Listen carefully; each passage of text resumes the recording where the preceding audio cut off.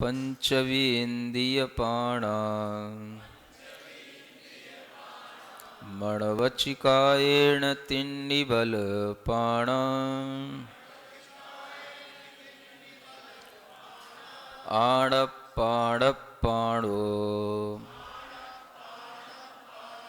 आउगपाणेन होन्ति दशपाणा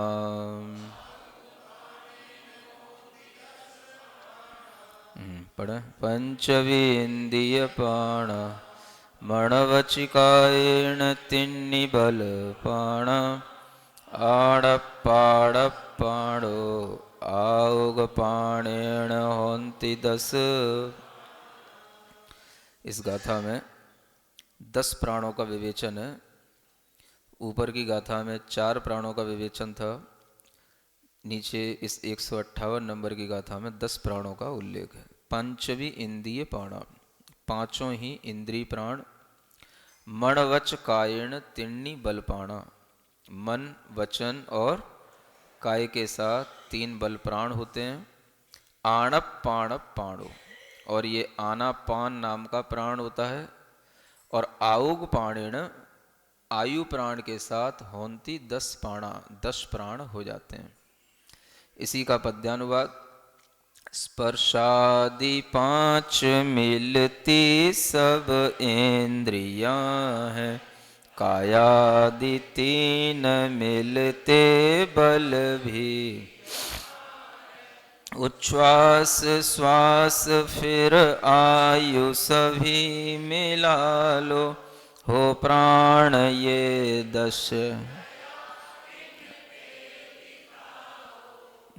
ये 10 प्राण हैं जिनके बारे में कल भी आपको थोड़ा सा बताया था। और इन्हीं प्राणों के माध्यम से जो हर एक जीव का जीवन चलता है, उसकी भी, जीव की जो एक उन्नति होती चली जाती है, उसके बारे में भी थोड़ा सा आपको बताया था। बताते बताते कुछ और दूसरा विषय आ गया था। प्राण जो अपने शरीर से संबंध रखते हैं, वही प्राण उस शरीर को चलाने वाली वस्तुओं से भी संबंध रखते हैं। और वो वस्तुओं को चलाने के लिए भी हमें जो चीज़ों की आवश्यकता होती है, उनसे उसका संबंध रहता है। जिस जगह पर हम रहते हैं, उस समाज से भी उन प्राणों का संबंध हो जाता है। और जो समाज जिस धर्म का पालन करता है, उस धर्म से भी उसका संबंध हो जाता है। बात यह है कि ये जो प्राण हैं, ये हमारे शरीर आश्रित प्राणों का वर्णन है। चैतन्य प्राण भीतर की ओर कुछ है, वो अलग है, उसका इसमें वर्णन नहीं किया। और शरीर के बाहर के जो प्राण हैं, उनका भी इसमें वर्णन नहीं है। यहाँ केवल शरीर आश्रित प्राण का वर्णन है। अब ये व्याख्यान में हमें भीतर के भी और बाहर के भी अन्य जो प्राण हैं, उनका उल्लेख करना पड़ता है। क्योंकि भीतर के प्राणों की ओर जब हम जाते हैं, तो इन 10 प्राणों से अलग हट करके चैतन्य प्राण जो है, जिसे हम अपना शुद्ध प्राण कहते हैं, वो इन 10 प्राणों से अलग होता है। और जब इन 10 प्राणों के सहयोगी प्राणों के रूप में हम और प्राणों को देखते हैं, तो इन 10 प्राणों को बनाए रखने के लिए जो हमें भोजन, पानी, बाहरी अच्छी हवा इत्यादि की जरूरत होती है, वह भी प्राण ही कहलाते हैं। समझ आ रहा? जैसे कि आपको ऑक्सीजन न मिले तो आपका दम घुटने लगे, पॉल्यूशन ज्यादा हो जाए, आपके लिए मास्क लगाना पड़ जाए। अपने प्राणों की रक्षा करने के लिए आपको ये सब बाहरी उपायों को भी देखते रहना पड़ता है। और समय समय पर जिस प्रकार से हमारे लिए ये प्राण सुरक्षित रहें, ऐसे उपाय भी करने पड़ते हैं। अगर आप श्वास जो ले रहे हैं, उसके साथ में जो वायु का सेवन करते हैं, अगर वो वायु शुद्ध नहीं होगी, तो आपके लिए अनेक प्रकार के प्राणों का घात होने के लिए अनेक बीमारियां भी पैदा होने लगेंगी। जो हम अपने इन 10 प्राणों को चलाए रखने के लिए, अपना काय बल, मनोबल बनाए रखने के लिए हम जो भोजन, पानी इत्यादि लेते हैं, अगर वह शुद्ध नहीं होगा, उसमें पर्याप्त मात्रा में वो विटामिन्स और वो प्रोटीन्स नहीं होंगे जिनकी जरूरत है, तो भी आपके प्राणों को क्षति पहुंचने लगेगी। यहां तक कि जो इंद्रिय प्राण हैं, जिन्हें हम 5 इंद्रियों के रूप में जानते हैं, स्पर्शन आदि इंद्रियां, उन इंद्रियों के लिए भी आपको अलग अलग समय पर अलग अलग तरह की चीजों की आवश्यकता पड़ती है, जिसके माध्यम से उन इंद्रिय प्राणों को भी सुरक्षित रखा जाता है। मान लो नेत्रेंद्रिय प्राण है, तो उस नेत्रेंद्रिय प्राण को भी सुरक्षित रखने के लिए आपको कुछ ऐसी चीजें लेनी पड़ती हैं जिससे आंखों की ज्योति बराबर बनी रहे। समझ आ रहा? अगर आप उन चीजों में कमी कर देते हैं, आपके शरीर की स्टेमिना इतनी नहीं होती है, तो आपकी आंखों पर भी उसका इफेक्ट पड़ सकता है और पड़ता है। भले ही आपकी आंखें कितनी अच्छी हों, लेकिन अगर आप बाहर से लापरवाह हो जाते हैं या उस चीज का ध्यान नहीं रखते हैं जिसके कारण से इन इंद्रियों की सुरक्षा रहती है, तो भी इंद्रियों का घात होने लग जाता है। समझ आ रहा? आपको अनुभव में हो या ना हो, हमें तो बहुत अच्छा अनुभव है इस चीज का, क्योंकि कभी कभी एक कहना चाहिए ना समझी में भी बहुत कुछ हानि हम अपने लिए कर लेते हैं। समझ आ रहा है? पढ़ना लिखना अलग बात है और समझदारी होना अलग बात। ये भी हमें बहुत देर बाद समझ में आया। पढ़ने लिखने में तो हम किताबों को रट लेते हैं, पढ़ लेते हैं, अच्छे मार्क्स ले आते हैं, मेरिट लिस्ट में नाम आ जाता है, सब हो जाता है। समझ आ रहा है? और ये सब जब होने लग जाता है, घर वाले बड़े उत्साहित हो जाते हैं, प्रसन्न हो जाते हैं, मेरा बेटा मेरिट में आ गया। समझ आ रहा है? 60% से ऊपर भी मार्क्स आ जाते थे, उस जमाने की बात कर रहा हूं, आज से 20 साल पहले, तो घर वाले उछलते थे, पार्टियां देते थे। समझ आ रहा है? कि बेटा 60% से ऊपर फर्स्ट डिवीजन आया। समझ आ रहा है? हाँ, डिस्टिंक्शन आती थी। मतलब 12th में भी इतना क्रेज था उस टाइम पर, जिस टाइम की मैं बात बता रहा हूं। और उसी क्रेज के कारण से घर वालों ने जो है ना, बेटे को छोड़ दिया। अब तो बेटा बहुत समझदार हो गया है और बहुत अच्छा पढ़ लिख रहा है, तुझे जैसा करना है वैसा कर, क्या बनना है तू सोच ले, तुझे जैसा बनना है वैसा बन। समझ आ रहा है? बेटे के भी भाव चढ़ गए। तो बेटे को भी अब कोई छोटी मोटी चीज नहीं दिख रही, बोले अब क्या करना, बोले IIT करूंगा। समझ आ रहा है? और घर वालों ने, हाँ ठीक है, एक कोई और रिश्तेदार में IIT इंजीनियर बन चुका था, मेरा बेटा भी IIT इंजीनियर बनेगा। घर वालों ने कहा तुझे जैसा करना है, जो कोचिंग लगाना है वो कोचिंग, जो ट्यूशन पढ़ना है वो ट्यूशन, जहां जाना है वहां। तो बेटे ने कहा कि IIT करने के लिए कोचिंग करना है, तो कोचिंग कहाँ करेंगे, तो लखनऊ जाके कोचिंग करेंगे। समझ आ रहा है? यूपी की राजधानी लखनऊ। तो वहां पहुंच गया बेटा। अब वहां जाकर के वो कोचिंग तो करने लगा, लेकिन कोचिंग के साथ साथ कुछ ना समझी भी हो गई। समझ आ रहा है? किसी बेटे की बात बता रहा हूं आपको। नहीं, कुछ ना समझी बता रहा हूं। पढ़ना लिखना अलग बात है और समझदारी होना अलग बात है। अब किसी ने यह समझाया नहीं कि कैसे पढ़ना, किस तरीके से पढ़ना, किस टाइम पर पढ़ना। अब पढ़ने में दूसरों को देखा देखी जो सीखने में आया, बच्चा वैसा ही करने लग जाता है। IIT की कोचिंग कर रहा है, IIT को फाइट करना है, दूसरे बच्चों के इंटरव्यू लिए जाते हैं, बोले कितने घंटे पढ़ते हो, उत्तर मिलता है 14 घंटे स्टडी करनी पड़ती है, 16 घंटे स्टडी करनी पड़ती है, तब जाकर के IIT क्लियर होती है। समझ आ रहा है? क्या करना पड़ता है, रात के 2-2 बजे तक पढ़ना पड़ता है। जैसा सीखा वैसा ही उसने करने का मन बना लिया। अब हुआ क्या, रात में 2-2 बजे तक, 1-1 बजे तक पढ़ते रहना। नींद आ रही है तो क्या करना, बार बार चाय पीना, नींद को मारना। समझ आ रहा है ना? ज्यादा भारी भोजन नहीं करना, ब्रेड खा खा करके जो है टाइम निकालना। अब जो सीखा उसने यार दोस्तों से, ये ना समझी की बात बता रहा हूं। परिणाम क्या निकला कि बाहर का भोजन का कितना बड़ा प्रभाव रहता है कि वहां जो भोजन मिल रहा है वो भोजन कोई घर में बना करके नहीं दे रहा है। अलग रूम लेकर के उसने वहां पर रहना शुरू किया बच्चों के साथ, और अपने फ्रेंड्स थे, और वहां पर होटल का भोजन करना। और होटल के भोजन को ही जो है सुबह ले आना, उसी को जो है अब बार बार तो होटल पे जाना संभव नहीं होता, टाइम बचाने के लिए उसी को शाम को गर्म करके खा लेना, काम चलाना। समझ आ रहा है? ये बता रहा हूं नासमझी की बात है। अब बाहर ये पता नहीं है कि शरीर पर, इंद्रियों पर, इन इंद्रियों के प्राणों को सुरक्षित रखने के लिए किन किन चीजों की आवश्यकता होती है। हरी सब्जियां, ग्रीन वेजिटेबल्स जिसको बोलते हैं, जिनके माध्यम से ये प्राण जो है अच्छे चलते हैं। समझ आ रहा है?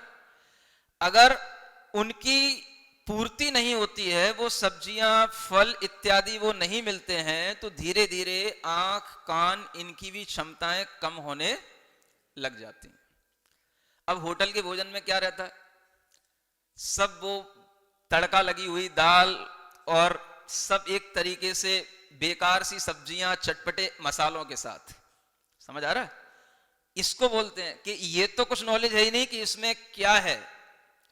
चटपटा है, अच्छा लग रहा है, खाता जा रहा है, खा लिया। समझ आ रहा है? टेस्ट आ रहा है, अच्छे होटल का भोजन है तो उसका ही स्टैंडर्ड रहता है, हाँ इस होटल का मैं भोजन ले रहा हूं। दूध के नाम पर कोई वहां गाय का और भैंस का दूध तो मिलता नहीं, पैकेट बंद दूध उस जमाने में शुरू हो चुके थे। समझ आ रहा? पाउच के, एक पाउच ले लिया, 2 पाउच ले लिए, चाय पियो, उसी का दूध पियो, काम चलाओ। समझ आ रहा? ये सब चीजों से वो जीवन चलने लगा। रात के 2-2 बजे तक पढ़ना, खाने पीने के नाम पर ध्यान नहीं देना, घर से कुछ भी रख करके मां भेजती है कि बेटा ये घी ले जा, तो घी तो वैसा है कि वैसा रखा है, बेटे को बटर खाना है। समझ आ रहा है? तो वो इतने इतने से पैकेट लेके आता है, वो रोटी पे चिपका के उसको खाने का शौक चढ़ रहा है। उसे भी इतनी समझ नहीं कि घी में तत्व है कि बटर में तत्व है। समझ आ रहा है? ये नासमझी की बात बता रहा हूं आपको, जो नासमझी उस जमाने में भी होती थी, आज भी हो रही है। तो अनुभव इस तरीके से धीरे धीरे मिलता है कि हर बच्चा इसी नासमझी से गुजरता है। आज का बच्चा fast food, junk food, pizza, burger, मसाले वाले, मैगी एगी, इन्हीं सब में चढ़ा रहता है। परिणाम वही निकलता है जो उस बेटे की बात बता रहा हूं कि जब इन चीजों के माध्यम से शरीर के लिए, इंद्रिय प्राणों की रक्षा करने के लिए जो आवश्यक तत्व मिलने चाहिए वो बच्चों को नहीं मिलते हैं, नतीजा क्या निकलता है? एक दिन होटल से निकल रहा था, सुबह की केवल 10:30 बजी होगी, और बाहर निकलते ही, भोजन करने के बाद होटल से बाहर निकलते ही एकदम से, जैसे ही, मतलब होटल तो अब अंदर है, अंदर तो सनलाइट रहती नहीं, बाहर आए एकदम से बहुत तीव्र प्रकाश, धूप टाइप की, आंखों पे इतनी चकाचौंध के मतलब एकदम से चक्कर आ गए और वो सहन नहीं हुआ। और वहीं पर जब चक्कर से आने लगे तो अपने आप को संभाला, उसके बाद में डॉक्टर को दिखाया, तो डॉक्टर के पास गया तो डॉक्टर ने कहा कि आपकी आंखें वीक हो गई हैं, आपको चश्मा लगेगा। समझ आ रहा? सुन रहे हो कि नहीं सुन रहे हो? अब आपको सुनाने से तो कोई मतलब नहीं था, बच्चे होते तो सुनाने से कुछ मतलब भी निकलता है। फिर भी उम्मीद करेंगे कि आप अपने बच्चों को समझाएंगे। समझ आ रहा है? क्योंकि ये कोई किताब की लिखी हुई बात नहीं बता रहा हूं, ये आपको अपने जीवन की प्रैक्टिकली बात बता रहा हूं। अब जब ये स्थिति आई, वापस घर पे पहुंचे लखनऊ से, तो ये पता पड़ा बेटे को अभी से 12वीं पास करके गया है, मतलब उसकी उम्र उस समय पर 15 साल की थी, जिस बेटे की बात बता रहा हूं। समझ आ रहा है? 3 साल का एवरेज था उसकी पढ़ाई में। मतलब वो 15 साल की उम्र में घर छोड़ करके लखनऊ पहुंच गया और वापस लौट करके आया। साल भर जो है, बीच में 1 साल की कोचिंग के लिए गया, बीच में जब आया घर वालों को पता पड़ा कि इसके लिए चश्मा लग गया है, लगने की स्थिति में है और इसकी आंखें खराब होने लगी हैं। तो घर वालों ने सोचा कि ऐसा क्या हो गया, हमारे तो पुरखों में कभी 80-80 साल के लोग गए, उनको चश्मा नहीं लगा, इसको 16 साल की उम्र में चश्मा लगने लगा। समझ आ रहा है? तो घर वालों ने पूछा, भाई क्या बात, क्यों, ऐसा क्यों? तब घर वालों ने कहा कि ये इस कारण से हो रहा है। जब उन्होंने जांच पड़ताल की कि खाना पीना ये सब जो है बिगड़ गया, दिनचर्या पूरी बिगड़ गई, घर में रहता था तो सुबह 5 बजे उठ जाता था और अब 2 बजे सोता है, 8 बजे उठता है, 9 बजे उठता है। सब दिनचर्या बिगड़ गई और नतीजा निकला आंखों पे चश्मा, शरीर की कमजोरियां। घर वालों ने कहा तुम पढ़ो चाहे ना पढ़ो, अब रहना घर पे है और जैसा हम खिलाएंगे पिलाएंगे वैसा खाना है, अब तुम्हें अपने हिसाब से नहीं छोड़ सकते। समझ आ रहा है? ये हम इसलिए बता रहे हैं कि पढ़ने लिखने की एक अपने अंदर क्वालिटी होना अलग चीज है और बाहरी चीजों की समझ होना ये अलग चीज है। और ये हर बच्चे के साथ होता है। हर बच्चे को चटपटी चीजें अच्छी लगती हैं, फास्ट फूड अच्छे लगते हैं, सब अच्छा लगता है, लेकिन उससे जो नुकसान होता है वो नुकसान उसके लिए या तो पता नहीं होता या उसके माता पिता उसको बता नहीं पाते, अथवा अगर जानकारी होने के बावजूद भी हम उसको रोक नहीं पाते तो ये उसकी सबसे बड़ी एक अज्ञानता समझनी चाहिए। और इसी अज्ञानता के कारण से बच्चों को छोटी सी उम्र में चश्मे लगते हैं। इसी अज्ञानता के कारण से बच्चों की छोटी सी उम्र में बीमारियां होती हैं, मोटापे बढ़ते हैं और कई तरीके की प्रॉब्लम आ जाती है। हर माँ बाप के लिए ये जानना जरूरी है कि बच्चे के लिए भी प्राणों की रक्षा करने के लिए वो आवश्यक तत्व देना जरूरी है जो उसके लिए होने चाहिए। समझ आ रहा है? एक बार मैंने आपको पहले भी बताई थी कि आचार्य महाराज ने भी दीक्षा लेने के बाद में, समझ आ रहा है, ये घी का त्याग कर दिया था। किसका त्याग कर दिया था? हाँ। और उसी त्याग के बाद कुछ ही महीनों में उनकी आंखों में एक कमजोरी आ गई, उनके लिए भी चश्मा डॉक्टर ने कह दिया था। ये बात अलग है कि वो चश्मा उन्होंने आज तक लगाया नहीं, समझ आ रहा है, लेकिन चश्मा उनको लगता है। मैं आपको बता रहा हूं भीतर की बात। उनके लिए भी चश्मा डॉक्टर ने कह दिया था और कहा कि अगर आप इस तरीके से ये तप करोगे तो आपके लिए आगे दिक्कत और ज्यादा बढ़ जाएगी। तब आचार्य महाराज ने घी लेना शुरू किया था। समझ आ रहा? फिर वो हरि का त्याग कर दिया था, घी लेना शुरू किया था।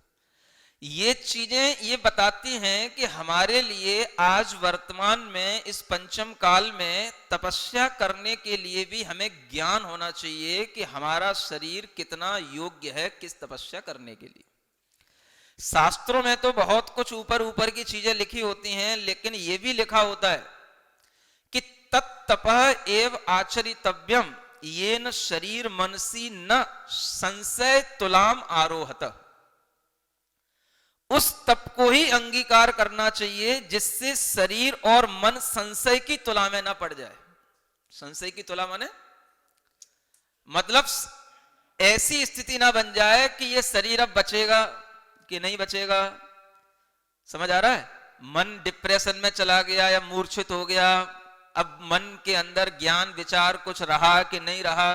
क्योंकि अगर आप शक्ति के अनुसार तप करेंगे तो वो आपको विशुद्धि देगा, और शक्ति से ज्यादा अगर हो जाएगा तो वह आपके लिए संक्लेश पैदा कर देगा, अथवा आपके अंदर की जो मन है, बुद्धि है, विचार है, उस पर उसका फर्क पड़ेगा।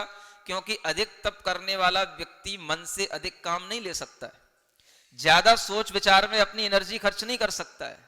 शरीर से तप कर करके वह फिर जो है शरीर के अनुसार ही जो है अपनी इंद्रियों को चला पाएगा। तो ऐसी स्थिति में उसकी इंद्रियां भी वीक होंगी, तो वो ज्यादा शरीर से विहार, शरीर से ज्यादा इधर उधर की क्रियाएं करना, ये सब उससे संभव नहीं होगा। तो इसलिए आचार्यों ने ये भी एक सीख दी है, तत्तपः एव आचरितव्यम, उस तप को ही आचरण में लेना चाहिए। येन शरीर मनसी संशय तुलाम ना आरोहत, जिससे कि शरीर और मन संशय की तुला पे आरोहण न कर जाए। इसका मतलब क्या है? शक्ति तह तप और शक्ति तह त्याग, ये आचार्यों ने हमेशा कहा है।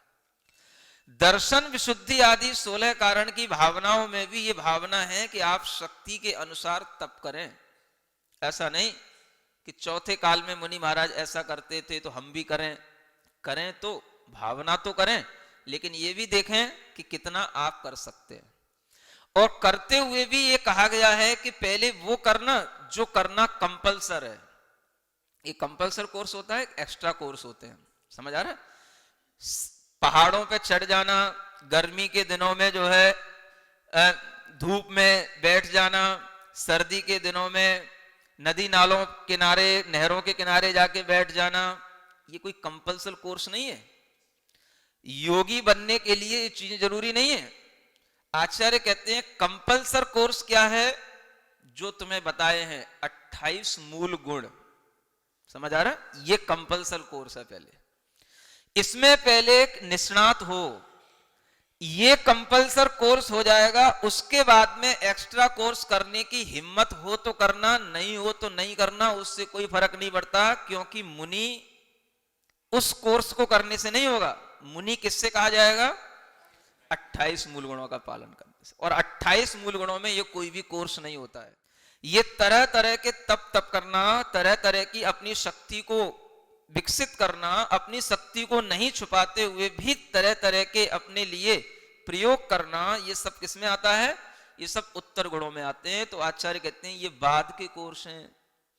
पहले जिसमें तुम्हें पास होते रहना है, और वो पास ऐसा नहीं कि एक बार 1 साल कर लिया तो पास हो गए, ये जिंदगी भर के लिए कोर्स है।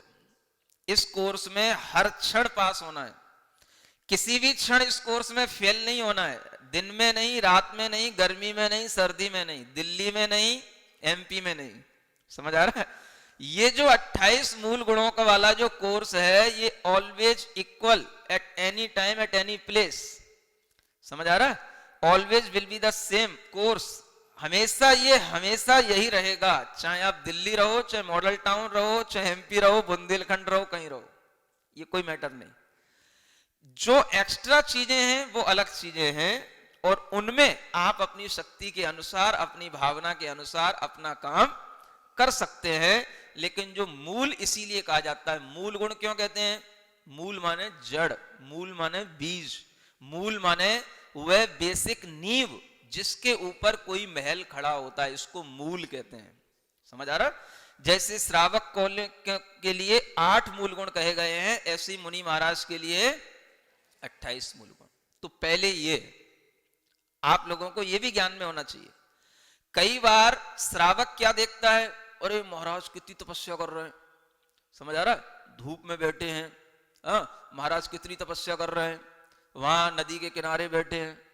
ये तो तपस्या है देखना, लेकिन ये भी जानना कि ये तपस्या के साथ में मूल गुणों का पालन हो रहा है कि नहीं हो रहा है। समझ आ रहा है?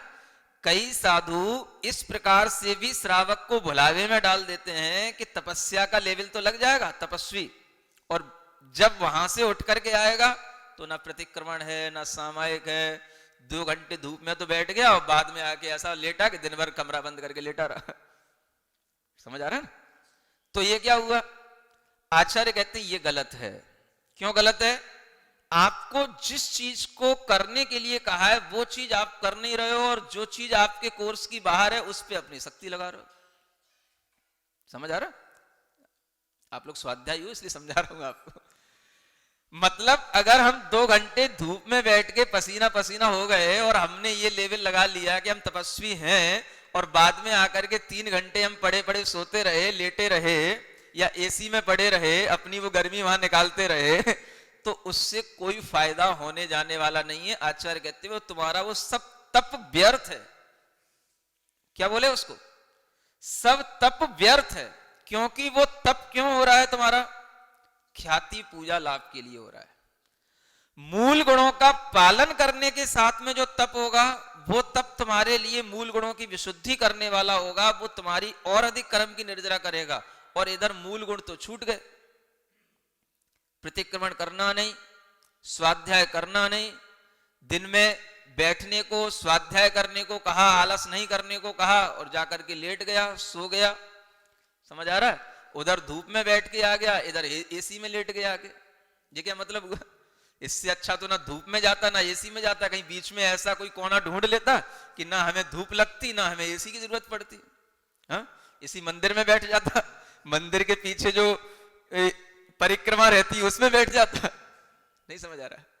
कम से कम तेरी सामायिक दिन भर तो रहती, स्वाध्याय दिन भर तो रहता, आलस्य तो नहीं आता।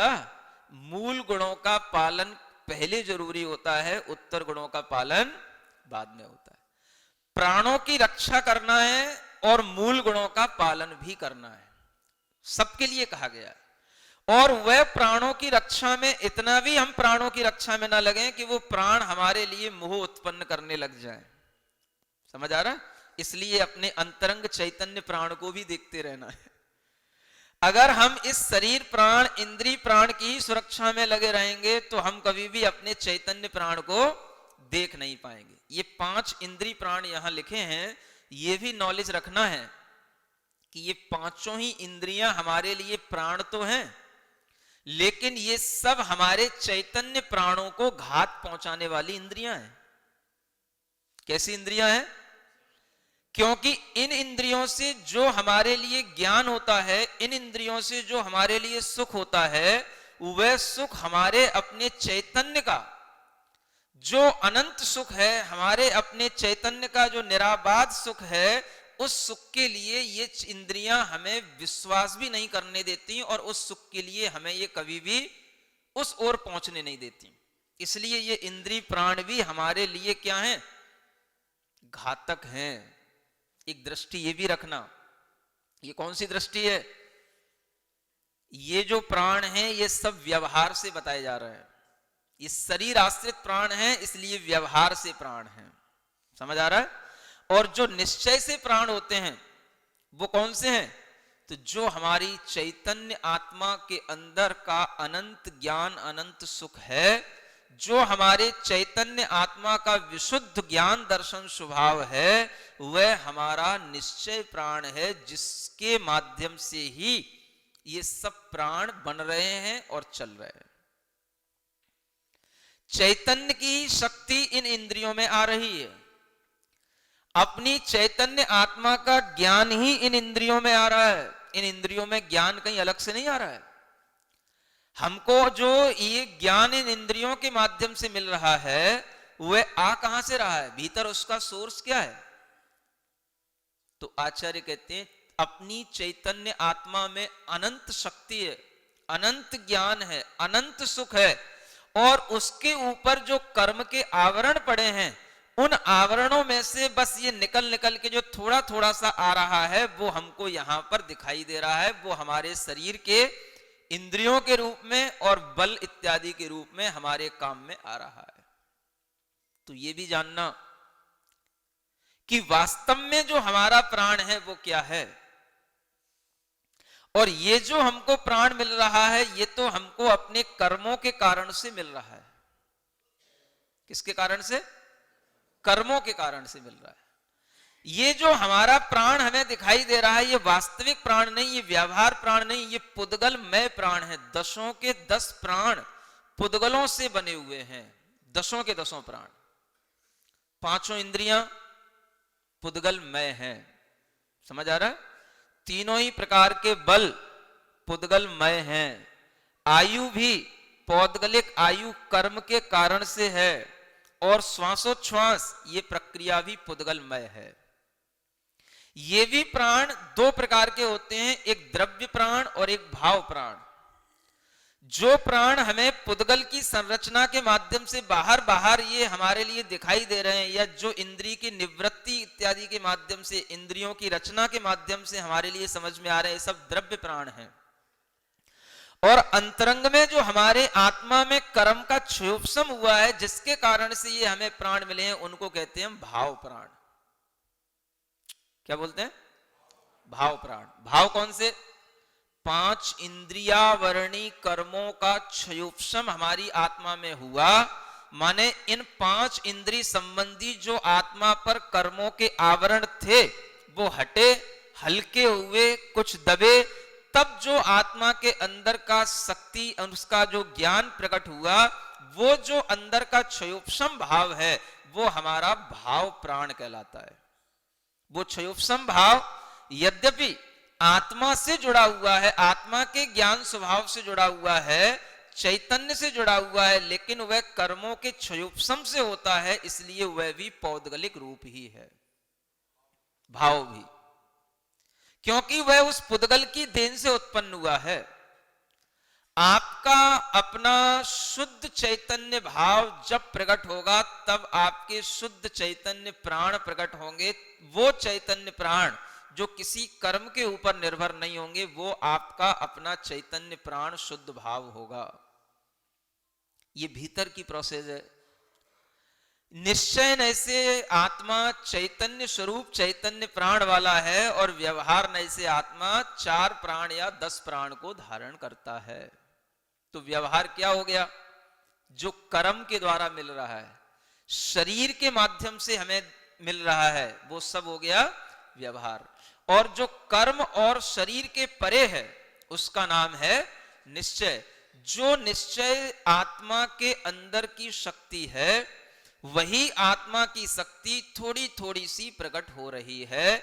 इसी को कहा जाता है कि जैसे मान लो सूर्य का प्रकाश है, उसके ऊपर बादलों का आवरण आ जाता है, तो वह प्रकाश थोड़ा थोड़ा सा अपने को आता है। उसका टेम्परेचर भी और उसकी लाइट दोनों ही उस आवरण के कारण से इफेक्टेड होते हैं, नहीं होते? ठंड का टाइम चल रहा है, बादल अक्सर बने ही रहते हैं, धुंध छाई रहती है, समझ आ रहा है? यहां से छूटते ही आपके मन में आता है धूप में बैठ जाएं, है? अब धूप में भी, धूप तो सब जगह है, लेकिन सब जगह की धूप नहीं, जहां धूप अच्छी लग रही हो वहां जाके बैठेंगे, है? और जब यही गर्मी के दिन आएंगे तो फिर धूप से बचेंगे। तब उस टाइम पे उस सन का टेम्परेचर इतना अधिक हो जाता है कि वो टेम्परेचर घर के अंदर तक, भीतर तक घुस के आ जाता है। समझ आ रहा है? अभी इतना डिम है कि वो टेम्परेचर बाहर ही बाहर रह जाता है, भीतर आ नहीं पाता है। अलग अलग तरीके के बादलों के आवरणों से, जैसे सूर्य के प्रकाश और प्रताप, दो चीजें होती हैं, एक प्रकाश और एक प्रताप, लाइट एंड टेम्परेचर, जैसे अलग अलग तरीके से बनता चला जाता है, ऐसे ही हमारी आत्मा के ऊपर से कर्मों के आवरण जिस जिस तरीके से हटते जाते हैं, वैसे ही हमारी इंद्रियों का विकास और हमें इंद्रियों का ज्ञान और उनके बल आदि में वृद्धि होती चली जाती है। कल आपसे बता रहा था, एक इंद्री से दो इंद्री, दो इंद्री से तीन इंद्री कैसे बन गया? कोई भगवान ने नहीं बनाया, कैसे बन गया? उसको हमने समझाया भी नहीं, कोई विशुद्ध भाव उसने किया नहीं, ज्ञान का उपयोग किया नहीं। तो आचार्य कहते हैं ये सिर्फ और सिर्फ अपने आप अपने कर्म के क्षयोपशम से होता है। अब इससे आपको समझ में आ सकता है कि ये कितनी बड़ी रिस्क की चीज है। क्या समझ आ रहा है? रिस्क इसलिए कह रहा हूं कि आप पंचेंद्री पर्याय में खड़े हो और एक इंद्री दो इंद्री पर्याय में जहां से हम आए हैं, वहां पर कितनी बड़ी रिस्क है कि ये हमें मिल भी सकती थी और नहीं भी मिल सकती थी। लेकिन ये बात अलग है कि हमने रिस्क में हम पास हो गए और वो हम जो है आगे आगे का गेन करते चले गए। रिस्क तो अभी भी है, लेकिन उस रिस्क को समझे तो अभी, तो समझने के लिए थोड़ा पास्ट में जाना पड़ेगा ना। अब ऊपर जाने के लिए तो कुछ और है ही नहीं, अभी थोड़ा सा पीछे की बात तो समझे। तो जहां से हम आए वह एक इंद्री दो इंद्री तीन इंद्री, इन पर्यायों में न तो हमें कोई समझाने वाला था, न कोई भगवान हमारे कर्मों पे हाथ रखने वाला है, न हमारे लिए कहीं कोई उठा करके कोई ले जा करके अपने आप कहीं रख दे और वहां पे हमारे कर्म के क्षयोपशम हो जाएं, कर्म के उदय हमारे मंद हो जाएं। ऐसा कुछ नहीं होने वाला था। फिर कैसे हो गया? तो इसी को आचार्य कहते हैं काल लब्धि से, कर्म के कारण से ये अपने आप हुआ। फिर भी कुछ ना कुछ तो हुआ होगा, कर्म है तो कर्म अपने आप ऐसे कैसे आ गए? अब उसी कर्मों के उदय के साथ में जो भाव चलते रहते हैं और उन भावों के साथ में जो कर्म बंधते रहते हैं, वो कर्म बंध हमेशा एक जैसे नहीं बनते रहते हैं, कभी हल्के भी बनते हैं, कभी तीव्र भी बन जाते हैं। ये कर्मों के बंध की प्रक्रिया अपनी चलती रहती है, एक जैसा कर्म बंध कभी नहीं चलता। तो उस पर्याय में भी एक इंद्री दो इंद्री आदि पर्याय में कभी ऐसा होता है जिसको बोलते हैं बाई चांस वाली बात, कि जब हमारे कर्म के उदय हल्के हों और उसी समय पर हमारी आयु बंध का समय हो, तो उस समय पर जब हमारी आयु का बंध हो जाए और हमारे कर्म हल्के हों, माने कर्म अपने आप जो हल्के हो रहे हैं, उन हल्केपन के समय पर ही आयु का बंध हो जाए, तो हमारे लिए कोई दो इंद्री तीन इंद्री आदि पर्याय का उससे लाभ हो जाता है। सब एक्सीडेंटल है। इसीलिए ये बड़ी आश्चर्य की चीज है। बुद्धि पूर्वक तो वहां कुछ हो ही नहीं सकता, क्योंकि बुद्धि तो कुछ काम कर ही नहीं रही है। आत्मा का ज्ञान स्वभाव है, लेकिन वो ज्ञान तो वहां पर पड़ा हुआ है, ज्ञान तो वहां कुछ काम कर ही नहीं रहा है। बस ज्ञान स्वभाव है, बस ज्ञान है, बस जितना है वो एक इंद्री के माध्यम से अपना काम कर रहा है। कोई वहां पर ना माइंड है ना ब्रेन है, कुछ भी नहीं है। समझ आ रहा है? केवल बस श्रुत ज्ञान मति ज्ञान, जो सामान्य आत्मा का ज्ञान काम करता रहता है, वही काम करता रहता है। कर्म का रोल हुआ। इसीलिए कहते हैं एक इंद्री से लेकर के इस पंचेंद्री पर्याय की प्राप्ति तक ये सब कर्म का रोल है। कर्म के ही मंदता होने पर भावों में जो विशुद्धि आ जाती है, माने उस योग की विशुद्धि रहती है। एक इंद्री की योग जो विशुद्धि होगी, दो इंद्री की योग विशुद्धि होगी, उस संकलेश की कमी कैसे होगी? तो वो अपने पुरुषार्थ से नहीं कर रहा है उस संकलेश की कमी। निगोद में निरंतर संकलेश है, लेकिन उस संकलेश का कारण क्या? कर्म ही ऐसे बांधता है कि वो उस कर्मों के ही उदय से निरंतर संकलेश में पड़ा रहता है। तो कभी उन कर्मों में मंदता आएगी, आत्मा के भाव की विशुद्धि होगी। उस विशुद्धि के समय पर वह कोई मनुष्य आयु या तिर्यंचों में भी दो इंद्री तीन इंद्री आदि जाति कर्म के माध्यम से उस आयु का जब बंद करेगा, त्रस पर्याय आदि का बंद कर लेगा, तब जाकर के वो अपने आप उस आयु को प्राप्त करके उस जीवन को जी पाएगा। वहां कोई भी बुद्धि काम नहीं करेगी, अपना कोई पुरुषार्थ वहां पर काम नहीं करेगा। ऑटोमेटिक तो इसलिए नहीं कहा जा सकता कि कर्म तो अपने आप आपके लिए कब कैसा मिला, कैसा कर्म का फल हमारे लिए कम हुआ, तो वह उसके कारण से हुआ। ऑटोमेटिक का मतलब तो ये हो गया कि भाई अपने आप कुछ ना कुछ किए बिना सब कुछ हो गया, लेकिन हुआ तो कर्म के माध्यम से। कर्म तो हम ही कर रहे हैं, कर्म का हल्कापन हमारे अंदर आया, वो एक्सीडेंटल है और उसके ज्ञान की जरूरत ही नहीं है। कर्म का बंध हल्का होगा, उसी समय पर वह आयु बंध का समय आ रहा होगा, उसी समय पर अच्छी आयु का बंध हो गया, आपको अगली पर्याय में त्रस पर्याय की प्राप्ति हो गई। हाँ, ये चीजें एक्सीडेंटल हैं, बाई चांस वाली चीजें हैं। आप इस पे गौर फरमाएं कि अनंतानंत जीव हैं संसार में। समझ आ रहा है? और उसमें से मनुष्य या जो पंचेंद्रिय होते हैं, ये सब संख्यात ही होते हैं। और इनमें संख्यात मनुष्यों में जो पंचेंद्रिय संख्यात मनुष्य हैं, इनमें भी जो इस ज्ञान को समझने वाले लोग होते हैं, वो तो और भी कम संख्यात, क्या बिल्कुल सैकड़ों पर गिनने वाले लोग होते हैं, उंगलियों पर गिनने वाले लोग होते हैं। तो ये ज्ञान जब हमें मिलता है तब हम पुरुषार्थ कर पाते हैं, नहीं तो हम जो कर्म के उदय से मिल रहा है उसी से हमारा जो पुरुषार्थ जो होता है वही चलता रहता है। आप देख लो दुनिया में जितने भी जीव हैं, जिसको कर्म के उदय से जैसा मिला, उसने अपने उसी कर्म के उदय में वैसा पुरुषार्थ किया और उसी के पुरुषार्थ के अनुकूल थोड़ा बहुत उसने कुछ अपना लेवल बढ़ाया या घटाया, लेकिन जो कुछ किया उसने वो सब उस कर्म के उदय के अनुकूल होकर के ही किया।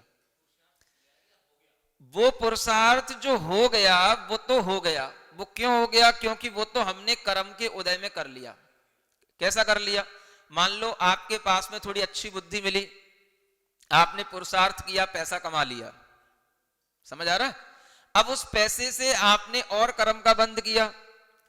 अब ये जो पुरुषार्थ चल रहा है, इस पुरुषार्थ का तो आत्मा की उन्नति से कोई लेना देना है नहीं है।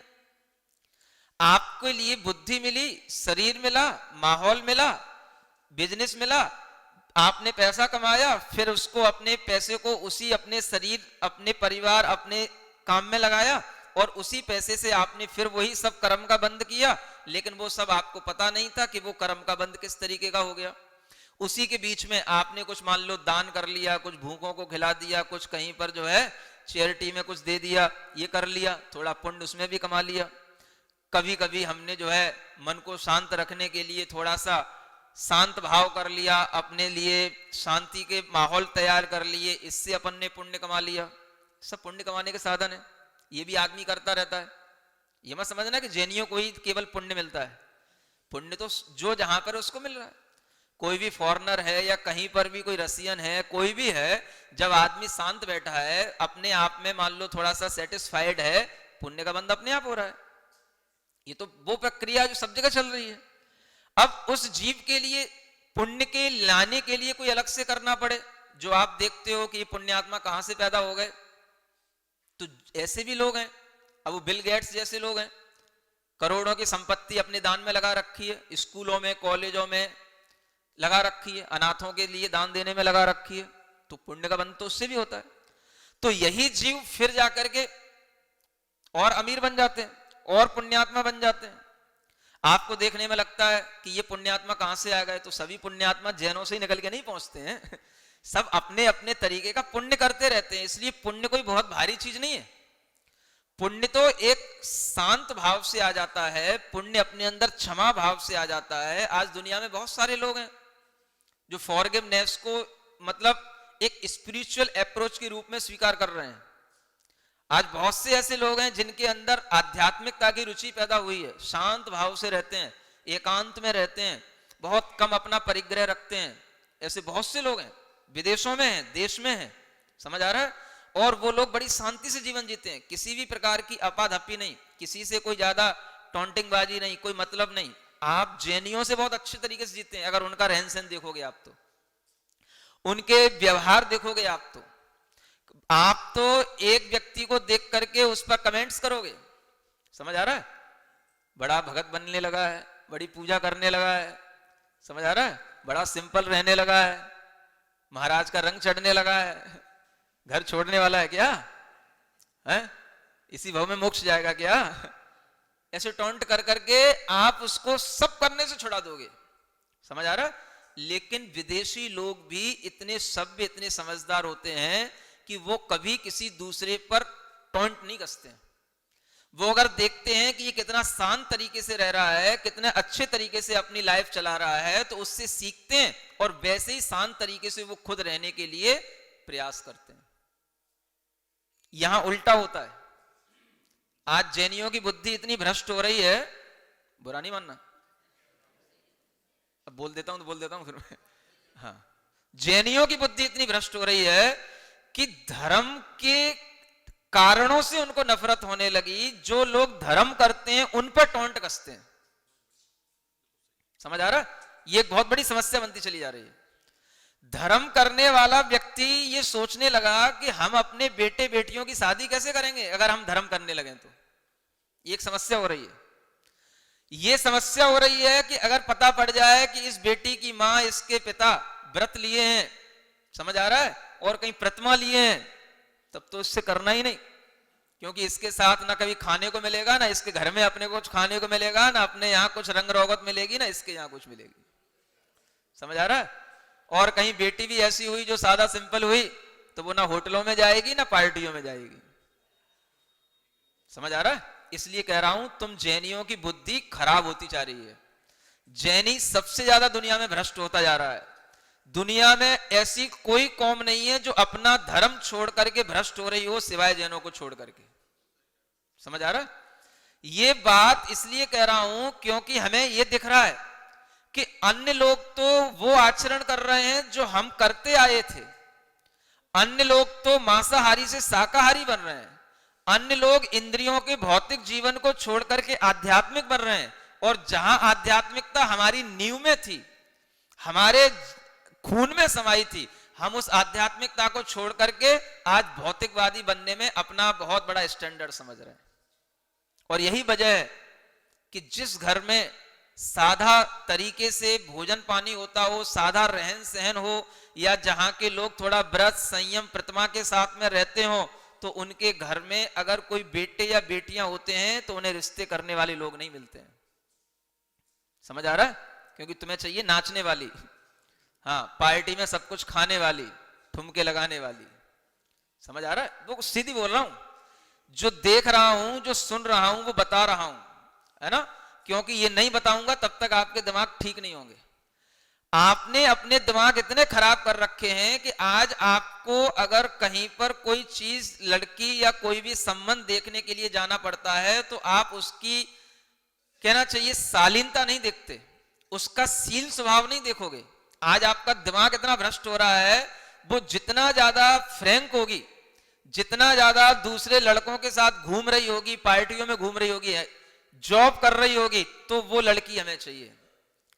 और जो सब तरीके से पढ़ी लिखी है, शालीन है, अपने सील स्वभाव के साथ रह रही है, वो तो पसंद ही नहीं आएगी तुमको। समझ आ रहा है?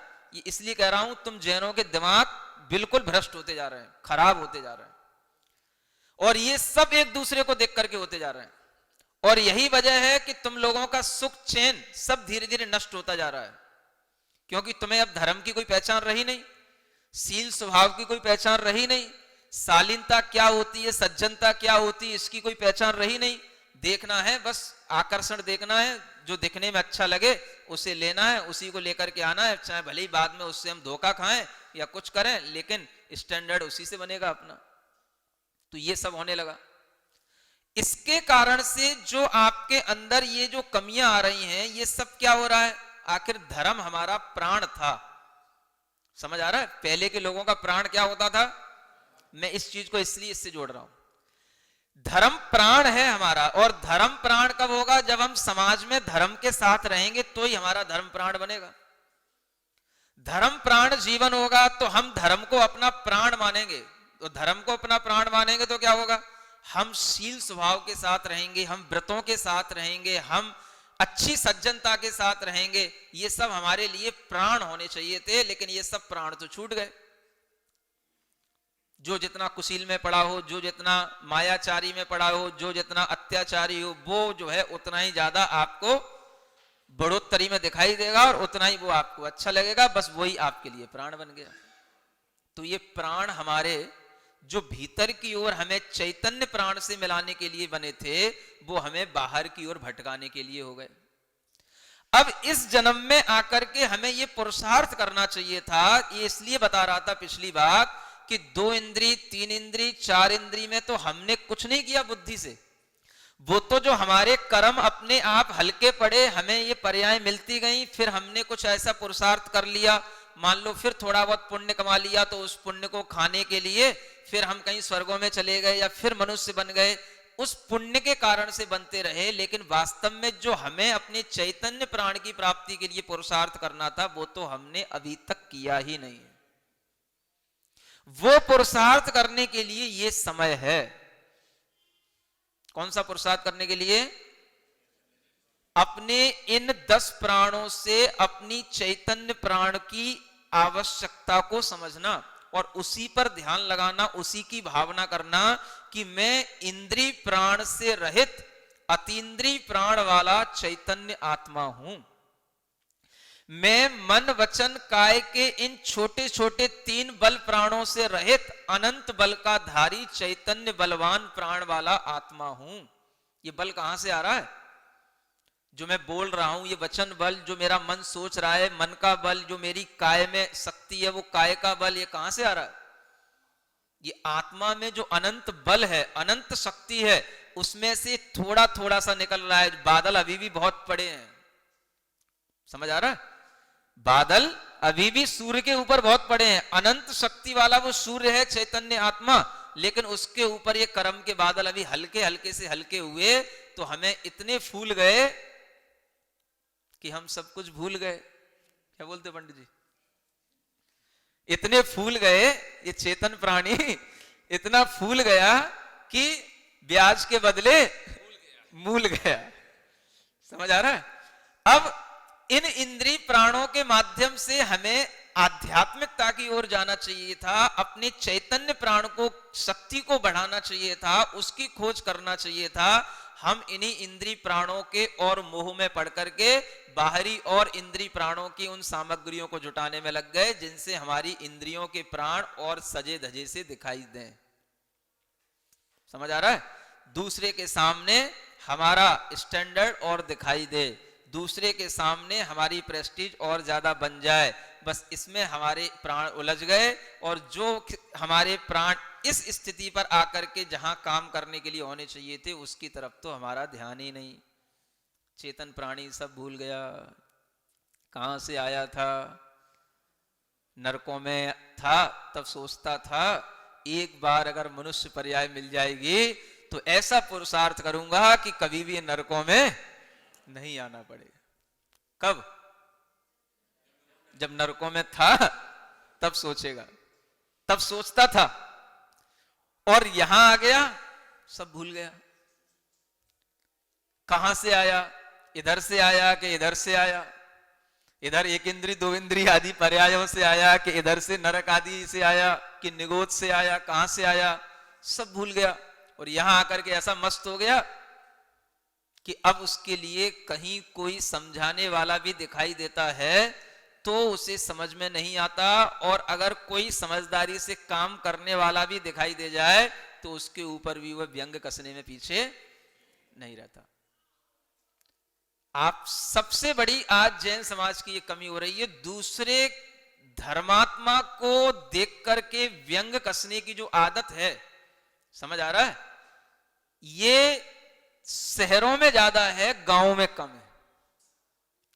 और जितना बड़ा शहर जिस प्रकार की समाज से जुड़ा हुआ है उसमें उस शहरों के लोगों में वो चीज उतनी ज्यादा भी दिखाई देती है। कुछ शहर ऐसे होते हैं जहां पर आदमी को एक दूसरे से कोई मतलब नहीं रहता है, लेकिन यहां पर आपके शहरों में आपकी जो समाजें हैं ये जुड़ी हुई है मंदिरों से, और आपको सब मालूम है कि ये कौन व्यक्ति है। समझ आ रहा है? इसका घर कहां है, इसके घर में कितने लोग हैं, इसके घर में क्या बिजनेस है, इसके घर में क्या हो रहा है। तो जब आपको कुछ थोड़ा बहुत कहीं पर ये दिखाई देने लग जाता है कि ये धर्मात्मा हो रहा है या कुछ हो रहा है, तो आप उसको जो है टांग खींचे बिना रहते नहीं हो। ये सबकी आदत है, बता रहा हूं। हाँ, ये आदत छोड़ लो, सुधार लो। अगर कोई व्यक्ति धर्म कर रहा है तो उसको प्रोत्साहित करो, मंदिर आता है तो उसे प्रोत्साहित करो, महाराज के पास बैठता है तो उसे प्रोत्साहित करो, बहुत अच्छा, तेरा सौभाग्य, तेरा भाग्य जो तू इतना समय दे पाता है। समझ आ रहा है? उल्टा क्या करते हो? अगर कभी कोई लड़का मेरे पास में आकर के ज्यादा टाइम देने लगे तो उसके पिता माँ के पास में खबर पहुंचने लग जाती है, लड़का हाथ से चला जाएगा, ये महाराज 4 महीने के लिए आए, ले जाएंगे उसको, संभाल के रखो उसको। समझ आ रहा है? नहीं आ रहा? आएगा तो भी मानोगे का? प्रैक्टिकल बात इसलिए है कि ये सब आप करते हो, और इसीलिए धर्म की हानि होती है कि जब कोई व्यक्ति धर्म कर रहा होता है, आपके पेट में क्या दर्द होता है ये समझ में नहीं आता है। नहीं समझ आ रहा?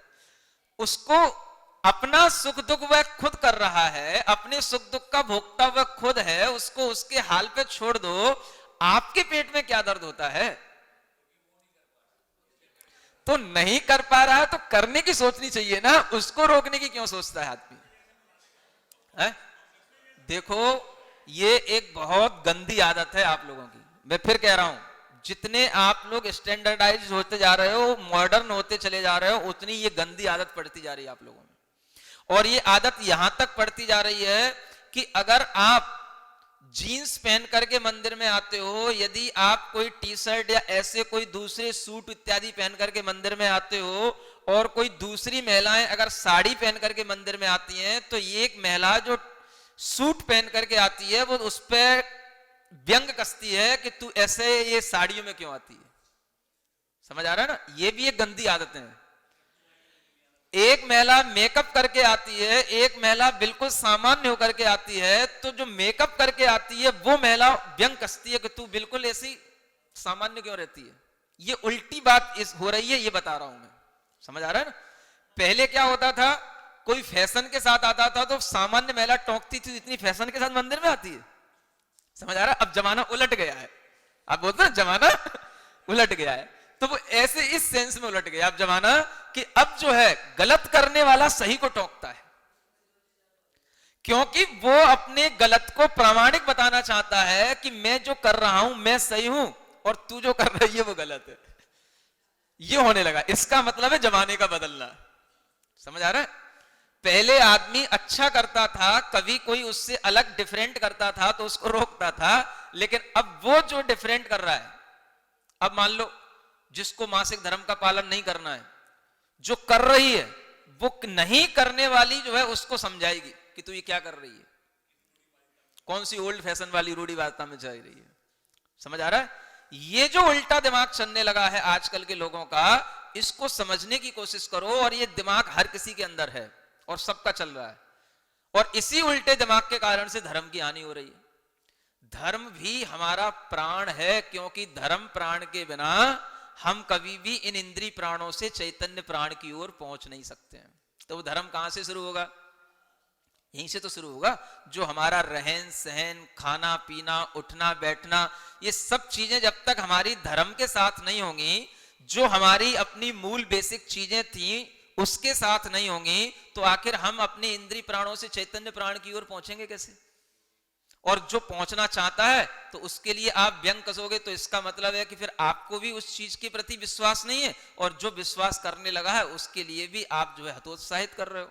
हम इस स्थिति में जब आज यहां बैठे हैं, आज हमारे पास में 10 प्राण हैं, ये हम में सोच करके नहीं मिले हैं कि हम 10 प्राण वाला मनुष्य बनेंगे, मैं मॉडल टाउन में जाकर के इस सेठ के यहां पर जन्म लूंगा। ये कोई अपनी सोच से नहीं हुआ है। बताओ अच्छा क्यों अध्यक्ष जी? ऑटोमेटिक हुआ ना? हाँ, इसमें कोई हम चुनाव वाली बात ही नहीं है। कौन कहां गया, कौन कहां जन्म ले लिया, किसका कहां जन्म हो गया, हो गया हो गया। अब होने के बाद क्या है, ये हमको सोचने की बात है।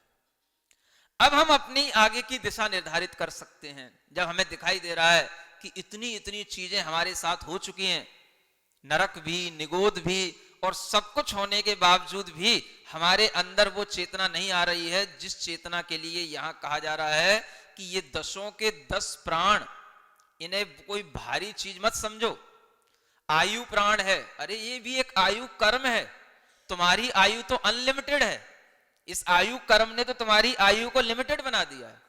80 साल, 90 साल, 60 साल ये लिमिट हो गई। ये आयु कर्म ने हमारे उसको लिमिट बना दी, हमारे चैतन्य जो आयु थी उसको लिमिट कर दिया, और लिमिट लिमिट लिमिट लिमिट कर करके जो है वो खंड खंड करके जो है ये आयु कर्म जो है आपको चैतन्य बनाए रखता है, देता रहता है, नया नया जीवन देता रहता है। तो हम इसी में अभ्यस्त हो गए कि भाई ठीक है, अब ये जीवन मिला है, जन्म मिला है, तो मरण होगा, तो मरने का क्या गम है, जब जन्म भी तो होगा ही। नहीं समझ आ रहा? मरने से क्या डरना, जन्म तो होगा ही, तो वो फिर कहीं ना कहीं होगा ही। तो हम जन्म मरण में ही अभ्यस्त हो चुके हैं, क्योंकि ये अनादि काल से चली आ रही प्रक्रिया है। अनंत काल का हमारे ऊपर ये संस्कार है कि अब हम जन्म मरण में इतने अभ्यस्त हो चुके हैं कि हमें लगता नहीं है कि जन्म हुआ है मरण हो जाएगा, हो जाएगा हो जाएगा, हो गया हो गया, प्रोसेस है, उसमें हम ढल चुके हैं। इतने ढल चुके हैं कि हमें यह नहीं मालूम कि ये क्यों हो रहा है, कैसे हो रहा है। इसी तरीके से श्वासोच्छ्वास प्राण, अब इसको हम बहुत अच्छा समझते हैं, लेकिन निश्चय की दृष्टि से देखो, परमार्थ की दृष्टि से देखो, तो आत्मा को ये श्वास लेना छोड़ना ये भी एक मेहनत का काम है। क्या समझ आ रहा है? कब समझ में आता है? ये भी अपने लिए एक खेद खिन्नता उत्पन्न करता है। ये भी आत्मा का जो स्वाभाविक सुख है उसमें व्यवधान उत्पन्न कर रहा है ये प्राण, श्वासोच्छ्वास प्राण। क्योंकि जब तक श्वास उच्छ्वास सही चलती है तब तक तो हमें थोड़ा सा बैलेंस रहता है, तो समझ में नहीं आता है, लेकिन वह भी आत्मा का पुरुषार्थ तो चल रहा है। हम देखें तो श्वास लेने वाला श्वास तो ले ही रहा है, बोलते बोलते भी श्वास ले लेता है, खाते खाते भी श्वास ले रहा है, सोते सोते भी श्वास ले रहा है, और उस श्वास पे कहीं पर भी बाधा आ जाती है तो घुटन पैदा होती है, तो वह भीतर से तड़फने लग जाता है। तब समझ में आता है जब श्वास फूलने लग जाती है, क्या समझ आ रहा है? जब लिफ्ट ना हो और 4 मंजिल पे जाना हो, तब समझ में आता है कि श्वास से कितना कष्ट होता है। समझ आ रहा है? जब आदमी उस 4 मंजिल ऊपर पहुंचे बिना लिफ्ट के, सीढ़ियों पे चढ़ते चढ़ते, और जब उसको हांफी आए, जब उसको 10 मिनट बैठे, तब उसे जब लगे, तब उसको लगता है कि जब तक 10 मिनट नहीं बैठूंगा तो प्राण निकल जाएंगे। खेद खिन्नता उत्पन्न करना, ये इन 10 प्राण हमारी आत्मा का जो स्वाभाविक सुख है उसके ऊपर बाधा डाल रहे हैं। समझ आ रहा है? लेकिन समझदारी से काम करना, यही बाधा डालने वाले हैं और इन्हीं से अपना काम चलने वाला है। शत्रु भी हैं यही, और इन्हीं से मित्रता से व्यवहार करके अपना काम निकालना है। नहीं समझ आ रहा है? हाँ, ये बहुत बड़ी समझदारी का काम है। शत्रु भी हैं यही, क्योंकि यही आत्मा के बाधक हैं, और इन्हीं से हमें समझ में आ रहा है, इन्हीं से सुनने में आ रहा है, इन्हीं से ज्ञान मिल रहा है, इन्हीं से हमारा उस ओर रुझान होगा, तो यही हमारे लिए मित्र भी बनेंगे और यही सहायक होंगे चैतन्य की ओर जाने के लिए। और अगर नहीं जा रहे हैं तो यही हमारे लिए शत्रु बन करके हमारे ऊपर अधिकार भी जमाए रखेंगे।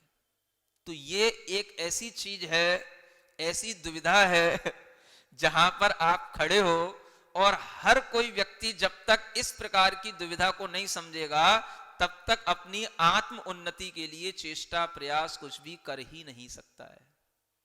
समझ आ रहा है? पुरुषार्थ अभी तक हमने किया नहीं है, इससे ये निष्कर्ष निकलता है।